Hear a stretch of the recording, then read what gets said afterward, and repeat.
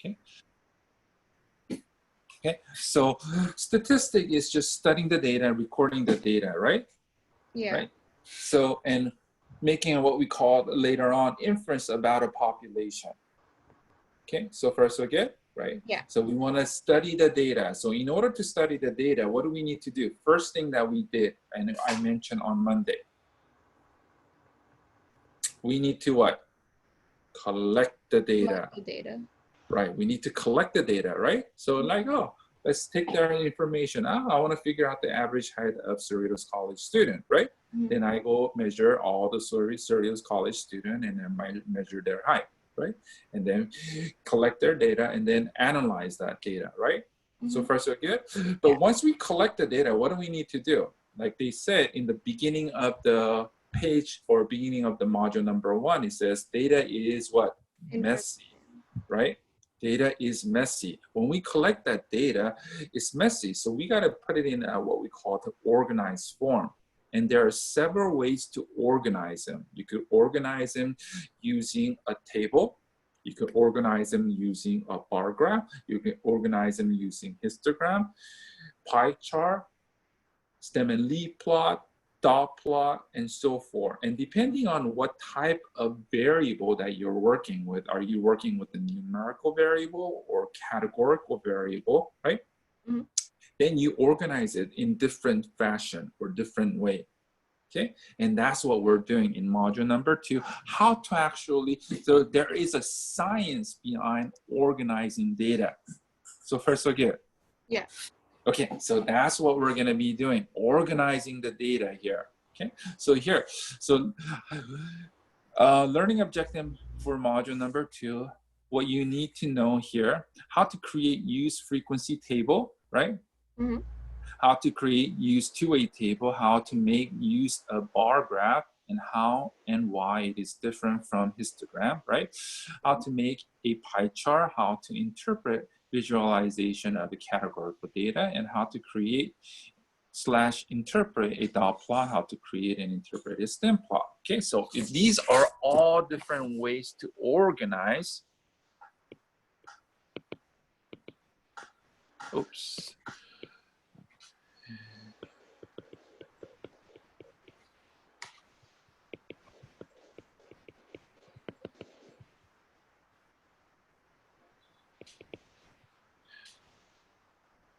Oops, can't spell.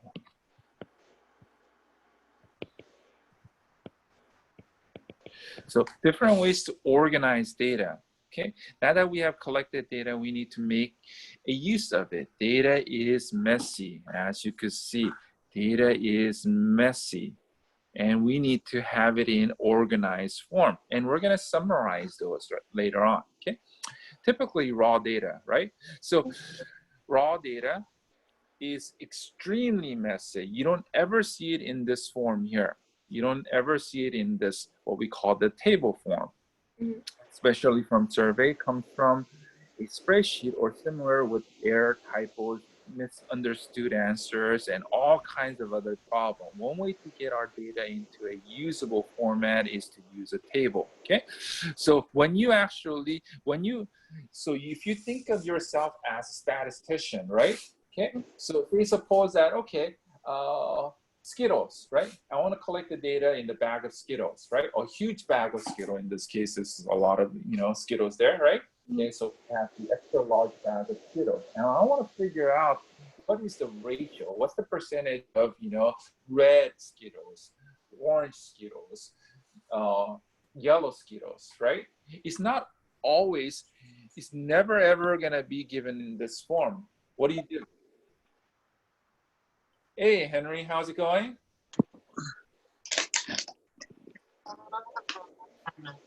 Good morning, Henry. Good morning.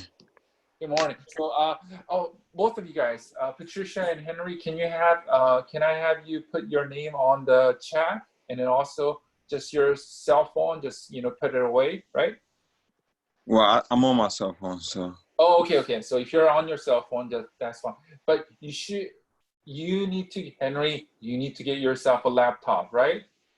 I do, but Yeah. I have a laptop, I have a Uh-huh. MacBook, but I just don't have it with me. That's it. Okay, so you need to actually get that. So, Actually, uh-huh. it's not. That's not even the case. I need to. I have my laptop. I just have to take it to the shop because I was messing around and I broke my camera thing. So Okay, so what you need to do is then ask your coach, right, or even Angie, and then see if you could get a laptop loan for you. Okay, cool. yeah, yes, sir. Okay, so you need to do that. Okay, all right. So you guys all have your names on the chat. Yeah. Okay, so Henry, we were talking about data here. Okay, so data. Okay. That is, let's see, right? So you think of yourself as a statistician, and you want to figure out what percentage or what proportion of in the Skittles are red, orange, yellow, green, and purple. So when we actually do this experiment and to figure out, how many are red, how many are oranges, how many are green, how many are purple, right? We don't have it in this organized form. We don't have it. We never see it in this organized form. As your statistician, so we have, say, a bag of Skittles. Okay, this is our bag of Skittles. Okay, and then what do? What's the first thing that you would do to figure out, oh, what proportion are red, orange, yellow, green, and Open purple? the bag. Excuse me, open it. Very good. So my thing is I open the corner right here. I rip it. And I slowly taking out, okay, one by one. Okay, so my first one came out to be a purple Skittles. Okay, so I would say, okay, purple. Okay, count that. Oh, the next one came out to be a red.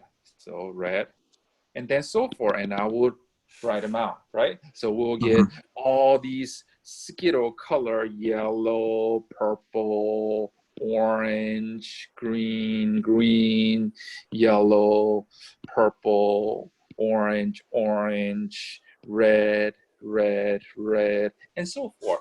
And as you can see, when I keep writing this down, it becomes extremely messy. And how many of the Skittles that do we have? We could actually count here. So we could count 23. So in all, you can see that 23 plus 44 plus 37 plus 16 plus 29. We have altogether 149 Skittles in total. Okay, so far so good? Any question? So you'll have 149 data written out. And this is very messy to look at, right? So what do we need to do? We put it in what we call something called a frequency table. Okay, how many reds? Okay, 23. 23. Right? How many oranges? 44. Right? 37 and so forth. Okay, can I ask you from between you two, right? Can I ask you, what is your observational unit? The observation unit is where you're getting it from. So what are you observing? The table What are you observing here? or the Skittles? Skittles, very good. Okay, Skittles, right? What is the variable here? The variable is the Skittles color. Very good. So therefore, observational unit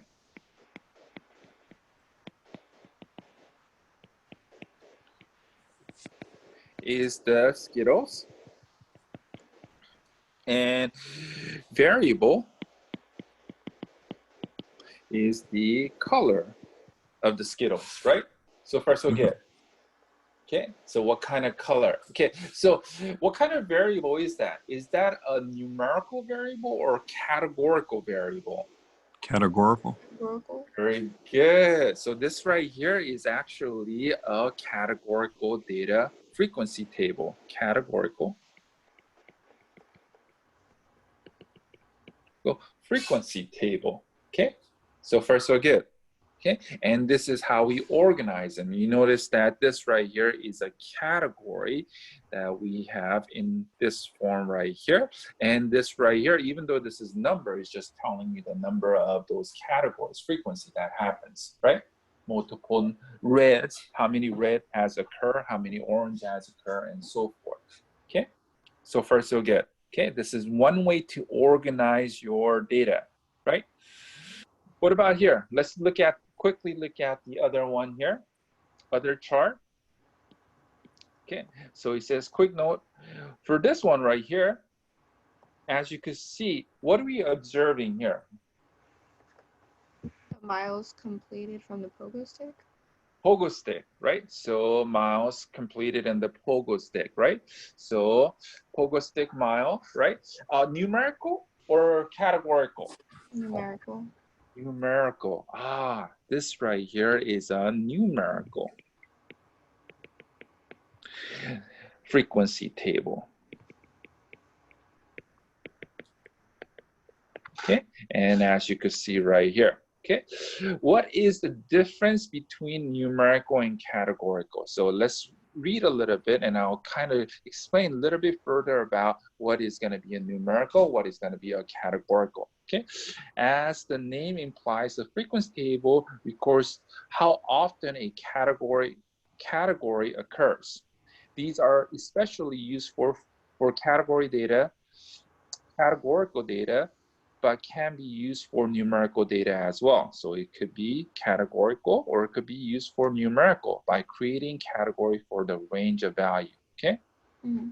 So here, categorical data is often used for your frequency, okay? Also, numerical data is also used for frequency table. What's the difference here, okay? The difference in this case is that what we call each category, so each category in this case right here is the color. We have different color. We have red, orange, yellow, green, purple, right? For categorical data, right? So we know that basically what we call, so when we're organizing this, rather than putting it in this right here, think about this way right here. So you have a bucket or what we call the bin of purple.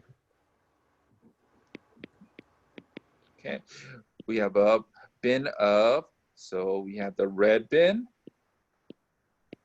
and we have the yellow bin and so forth, right? And then when you, rather than putting it in here like this and writing it down and listing them out, you could say, oh, I got a purple, dump it in here, right?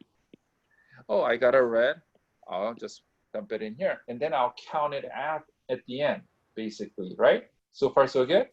And that's one way to actually organize it. And we get another yellow and so forth. We get another red, we go in here and so forth, right? Okay. And we could organize it in this fashion. So basically your category is easy, right? Categorical data is easy to actually organize in a frequency form. Okay. All we need to do is count the number of, Skittles that goes into that bin. Numerical data, right?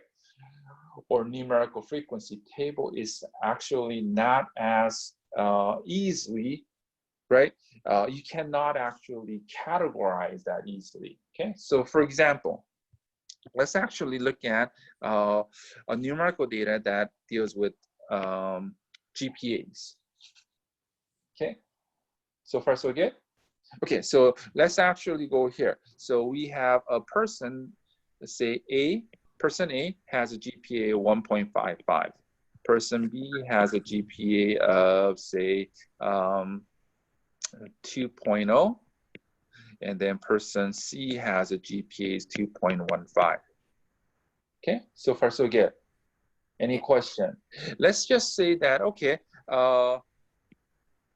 let's organize this with the frequency here. So we have, say, 0 to 1, 1 to 2, 2 to 3, 3 to 4, right? So far, so good? Mm-hmm. Okay, all right. So where does this person fall in? Which category. 1 and 2. 1, 2. 1 to 2. Very good. So therefore we have one person here. So I put what we call the, you notice right here, the tick mark, right? Tally mark. Okay. So I'm just putting a tally mark there, and that is counted for. That's counted for. Okay. What about B? Where does B 1 to fall 2. in? 1 to 2? 2, Here? 3. Or here? I Two or mean, three? it's still a 2 point something because I think C is gonna fall in between No. 2 to This 3. guy. Person B. I know. I said 1 to 2, but 2 1 to to 3 is 2. cool too. What about this one? Where does it go in? Is it going in here or is it going in here? 2 to Both. 3. You're like both. You can't go in both. You can't be both of them, right? Okay. If So it can there be both, then for me, cannot be both, right? So here, I'm there's just gonna say 1 to 2. 1 to 2, and wrong. Unfortunately, it's wrong. What it is that we need to have, in statistics, we need to have what we call the universal set of rules. Okay, so far so good. So what we do is that if you're, so what we call, because in numerical value, right, or numerical data, there is no clear defined bin. Unlike like purple bin here, right, red bin here, yellow bin here. There is no clear defined bin, right? Yeah. Okay. For categories, yeah, if there's clearly defined. Yellow cannot go into purple, and yellow cannot go into red. Yellow goes into yellow bin only, right? Mhm. It is clearly defined. But suppose that you have this right here. So you have a bin. So numerically, we could actually say, oh, we have a bin that goes, say, we'll just make this as a 0 mark. This is 1. This is 2, because it's numerical. This is 3. This is 4. So far, so good. Okay, those are your bin. So the first person right here, so let me actually take this over here. Okay, let's see, erase some of this here. Okay, then cut this. Oh.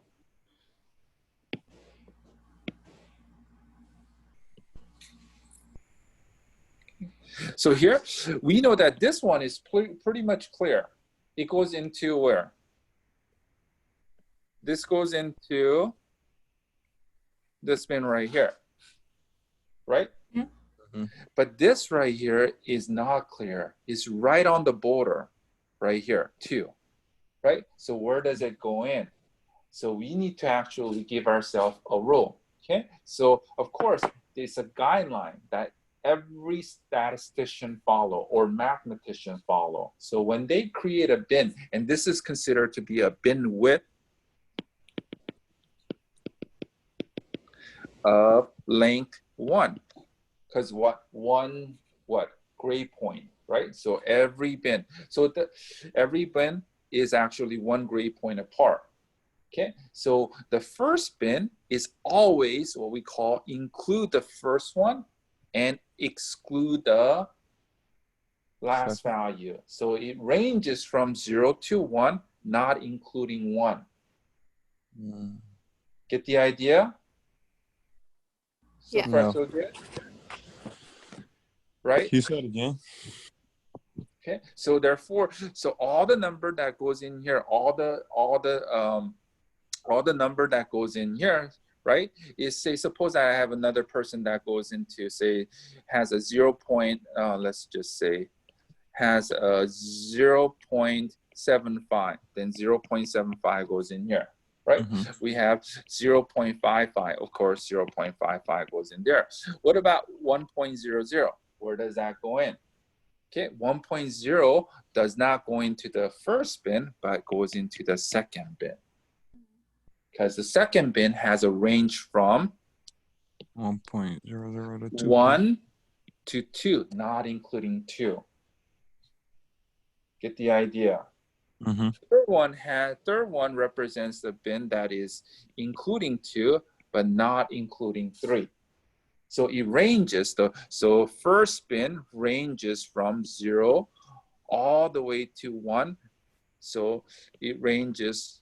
So your first bin ranges from, so this, let me just get this right here. Your first bin, this first bin ranges from 0 all the way to 1, but not including 1. Okay, not including 1. Anything below that, right? So if you have 0.99, then 0.99 goes in here. Once you hit that 1, it goes into the next bin right here. So therefore, where does 2 go into here? Between 2 and 3. 2 and 3. So this one will actually go into here, 2.00. Get the idea? It's a universal rule. So your second bin ranges from 1 to 2, including 1, but excluding 2. Okay, Henry? Are we good? Yeah. So far, so good. So therefore, when you look at this miles, right, here, so when they say, oh, miles completed by via pogo sticks right here, right?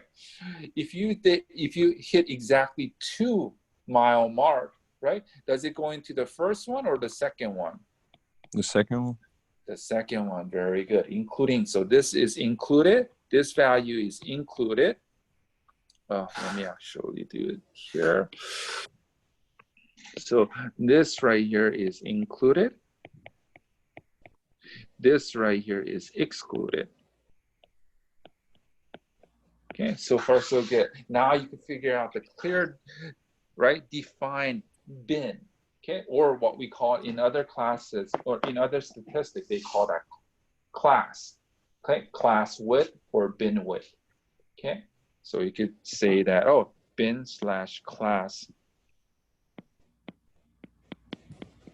Okay, so far so good, okay. So I'm giving you a bit more detail about what this is all about, right?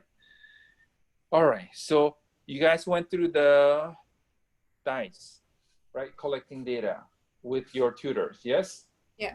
So you guys all went through that, tally mark, hard to actually mark your tally mark and watch that, right? So we don't necessarily need to watch that. Let's look at the two-way table here, / contingency table. Two-way tables is another way to actually organize your data, right?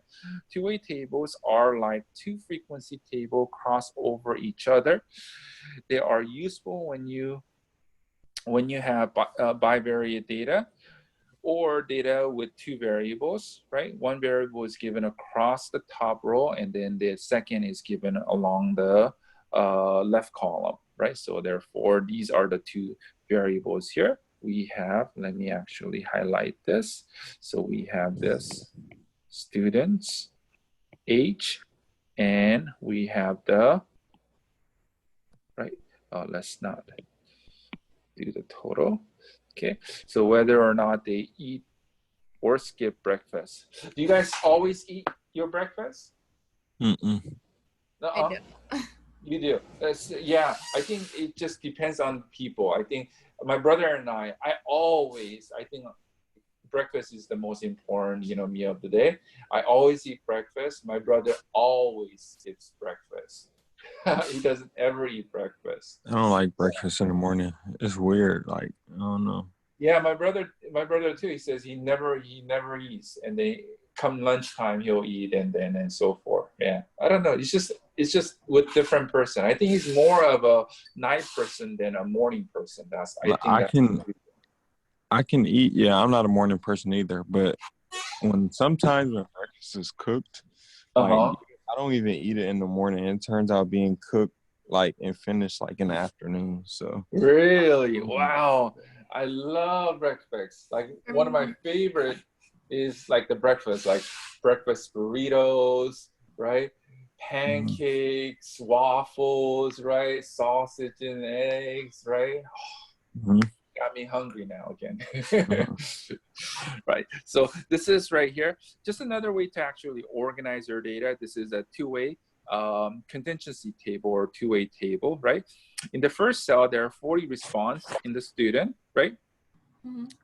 40 response to student that fits both categories, ages what, 10 and 13, and eats breakfast, right? So this is your first cell.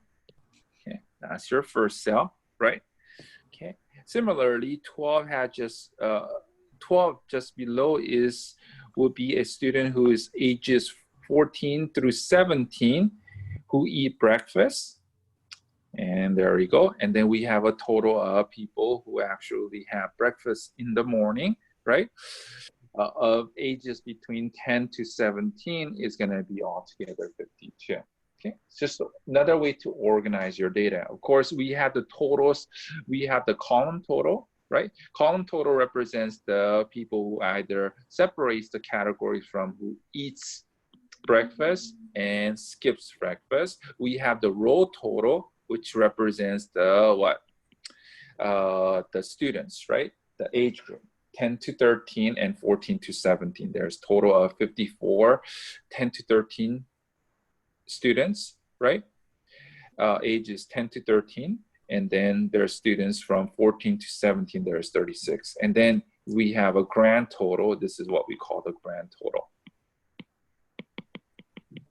Okay, grand total of together, right? 90 students all together. Okay, it's just another way to organize your data. Of course, with this organization, we could figure out a lot of information, right? About, you know, say, oh, what percent of, you know, 10 to 12 actually eat breakfast, right?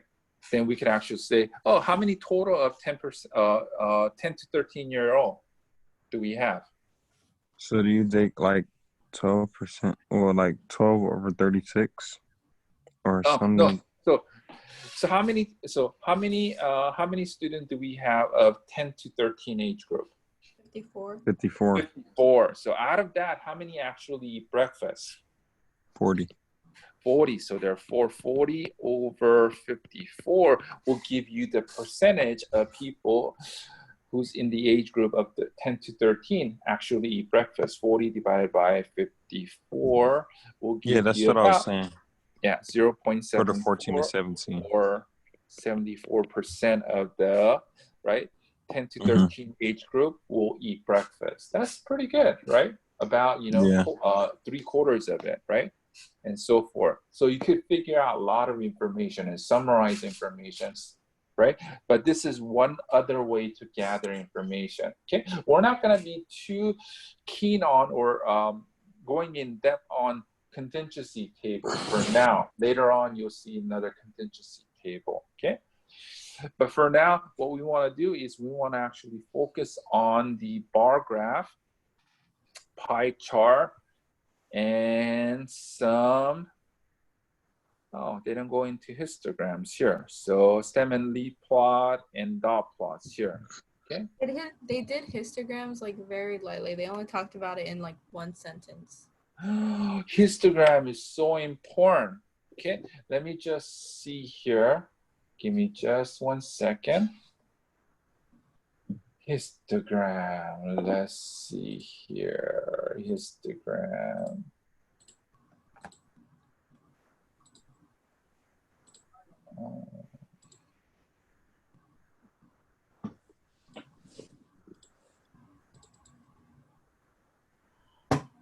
Histogram. I believe we're going to go through a lot of histogram. Histogram is very important in a way. That's one of the most important graphs that we're going to be looking at. Yeah, so that's because that histogram is all module 3. That's why. Yeah. They're taking a whole module to actually explain the histogram, okay? And we'll talk about that histogram, okay? So far, so good? Cool? All right, so let's keep going over here. So bar graph, okay? bar graph. The difference between bar graph and histogram, right? Organizing your data, right? And we talked about in bar graph, so bar graph is solely for categorical data.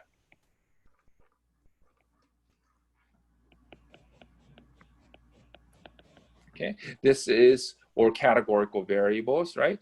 And this right here is what for what numerical variables or numerical data. Okay, so histogram is for numerical, bar graph is for categorical. Okay, so when we graph a bar graph, your bar graph might not look like my bar graph. Why? Because your bar graph here, right? We do not, so we have in order of US, India, UK, New Zealand, Japan over here, right? Okay, those are what? Categories of countries, different countries right here, right? So far so good? Okay, but does it have any inherent order? Do I necessarily need to put the US first? Of course, I'm US citizen, I have to put US first, right? But does India need to go second? No. No. You could go UK, you could go New Zealand, you could go Japan, right? Mm-hmm. It depends on you, how you graph it. So therefore, it categorical, or we call it a bar graph, does not have inherent order. Okay, bar graph does not have inherent order. Okay, let's actually read. Like histogram on example number 5, bar charts use vertical column to denote frequency. The big difference is that the bar chart only uses categorical data. And one other big difference between bar chart and category, what's the other difference, a visual difference that you could see between these two? The gaps. Gaps, very good, Patricia, right? So this one does not touch, your bars does not touch.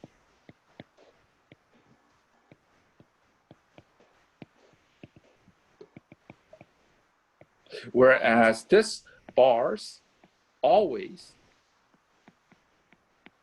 touch. Of course, if there is no frequency in those, what we call the class or bin, it will not touch. Okay, so far so good. Mm-hmm. But histogram will always touch, your bars will always touch. Okay, that's the biggest difference between the bar graph and histogram. Okay. Okay, and one other thing is that it has no order, no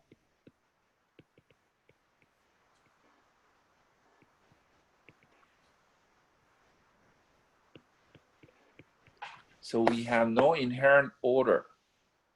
Okay, because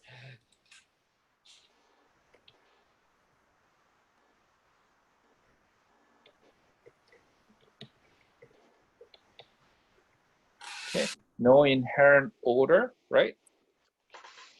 There's no inherent order. Over here, it does have order. Okay, order. Okay, because numerical value has order. We have 100 to 150, 150 to 200, 200 to 250, 250 to 300, 300 to 350. There is a specific order of increasing values there, right? But with bar graph, does not have inherent order. So therefore, when you graph your bar graph, and say they want me to graph my bar graph, your graph might be different than my graph. Get the idea? Mm-hmm. Okay. Okay, bar graphs do not necessarily need to use actual frequency, right? They say they could use what we call the relative frequency, right? Relative to what? What do you mean by relative to what? To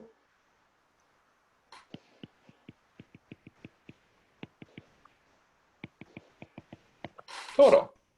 Oh, okay. Relative to total. So therefore, when they say this right here, suppose that if I want to actually draw a bar graph for this right here, I could draw a bar graph for this categorical frequency table here. Okay, so we'll say, oh, let's actually draw a bar graph.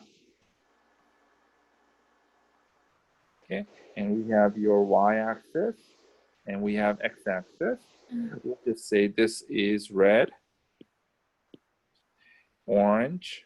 I'll just abbreviate this because I don't want to write this whole thing out. I'll do red, orange, yellow, green, and purple. Okay, so first we'll get, and I could go say this is 10, 20. Oh, let's do 5, 10, 20. 5, 10, 15, 20, 25, 30, 35, 40, 45, something like this. Okay, so first we'll get, and I could draw a bar graph. Red is 23. We'll do a bar graph that is 23 here. Oh, 25, that should be 23. Yeah, I was like, it's 220s. Yeah, sorry. I'll just approximate this. I'll just say 23 is about right there. Red, orange is what? 44. 44 is going to go all the way up to here, right? And I'll just draw a bar graph like that. That's horrible looking bar graph, but get the idea, right? And then we have yellow to be 37. 37 is going to be yellow right here. 37 is going to be yellow.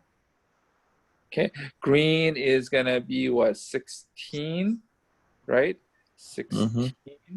So we have green to be right here. And then purple is, oops, I think I made a mistake here. So I should make that a little bit smaller. Okay, 16. Purple is what, 29? 29 could be very close to 30. Okay. Purple. Okay, so first we'll get, and that will be my bar chart. That's an ugly looking bar chart, but it is a bar chart, right? Or bar graph, right? Okay, Yeah. get the idea. Okay, now we can actually switch this. This is what we call the frequency bar chart. Okay, what is a relative frequency? Relative to what? Relative to the total. Total, very good. So we're talking about percentages, right? So what percent of are red in the whole M&M bag? How do you figure out the percent, guys? Divide 23 from the total. Right, very good. So therefore, so we could actually put a calculation there and say, okay, red is percent, or what we call the relative frequency, 23 over 149. Then we could actually figure out, and we could actually say this is our relative, oops, I'm gonna abbreviate, relative frequency. And we could say 23, and then put it in your calculator, 23 divided by 149. 15%. Which gives you, we'll do 3 decimal places. About that, right? 15.4%, or we'll just leave it in the decimal form, 0.154, and then we will create all that, okay? So first we'll get, and I'll go down the line and then do the relative frequency in decimal form. And then what you do is when you actually graph that bar chart or bar graph, you do exactly the same thing. We just increment it. So this is going to be then 0.05. Then you could say 0.10. This case 0.15. This is 0.20. We could say 0.25, 0.30, and so forth. And then I can actually create that. And the red is 1.54. So therefore we'll do about right here.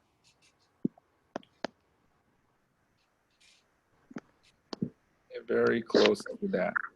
Okay, that will be our red. Okay, that will be, I just did one of them here because due to the time constraint, I cannot actually do a lot of those, right? Mm-hmm. Get the idea of what relative frequency is. Yes? Yeah. Okay, and they, or you could actually convert it into a percent, as you could see. Okay. You could actually convert it into a percent, right? So I could say, oh, this is actually what, 15.4%. So we could have said, oh, rather than going in decimal form, we could have done as, say, this is 5%, 10%, 15%, 20%. To get that percent, did you 25%. multiply the 0.154 times 100? Right. Very good. You should get a bonus, right? Remind me. MVP point there, right? Very good. Right. So percentage, right? Okay. All right.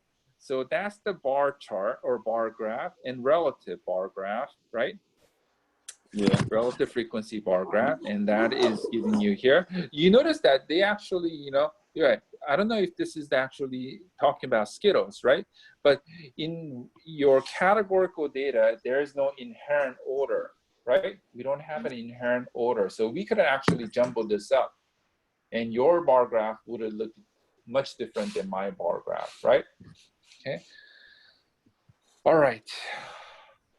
Pie chart is very common in practice, not necessarily a good thing, right? So it seems like we're kind of running out of time. I gotta let you guys go, and I gotta jump into my other session, right? Okay. So before I let you go, let's do a spin for Mr. Henry Sparks. And you'll get, 3 points, 3 MVP points. All right, I will remind the trainer about your MVP points. So I got, for now, I got Patricia. Let me get your name, Henry. Henry Sparks. And thank you for being here. Yeah, I just You're wanted the to only come because two.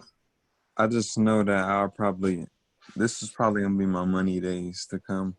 Because a lot of people are Good. probably not going to come. And I just Right. want Get to your kind of, questions learn answered some more. and earn some MVP points here too, right? Yeah. Okay. All right. So I'll if this for, I think, for my gray class or gray group. So what, Henry, what are you in? What group are you in? Black Falcon. Black Falcon. I think that could be it. Black Falcon. Let me just check. Black Falcon. So Black Falcon, I think the Gray Falcon is basically the mandatory.